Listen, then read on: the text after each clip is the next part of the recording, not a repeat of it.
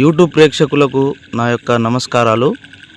ఈరోజు నేను మీకు మరుగుమందులో అతి ముఖ్యమైన చెట్టుని మీకు పరిచయం చేయబోతున్నాను. అసలు ఈ మరుగుమందు ఎందుకు వాడవలసి వస్తుందంటే, భార్యాభర్తల సమస్యలతో బాధపడుతున్న వారికి, ప్రేమికుల సమస్యలతో బాధపడుతున్న వారికి, అదేవిధంగా అత్తాకోడల సమస్యలతో బాధపడుతున్న వారికి ఈ చెట్టు పేరు అత్తిపత్తి చెట్టు అని అంటారు. ఈ అత్తిపత్తి చెట్టు పేరు అదేవిధంగా ముట్టుకుంటే ముడిచిపోయే చెట్టు అండి. చూడండి, ఈ విధంగా ఈ చెట్టుని ముట్టుకుంటే ముడుచుకుంటుంది. ఈ చెట్టుతో తయారు చేసే మరుగుమందు తినే దాంట్లో కానీ, లేకపోతే వాళ్ళు వేసుకునే బట్టలకు కానీ, చెప్పులకు కానీ, శరీర భాగాన ఎక్కడైనా పూస్తే చాలండి.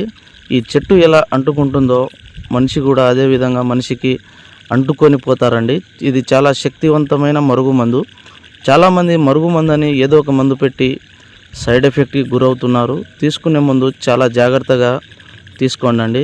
ఈ కాలంలో మరుగుమందు కేవలం మంచికే వాడాలి, చెడుకు మాత్రం ఉపయోగించకూడదు. కేవలం మంచికే వాడాలండి.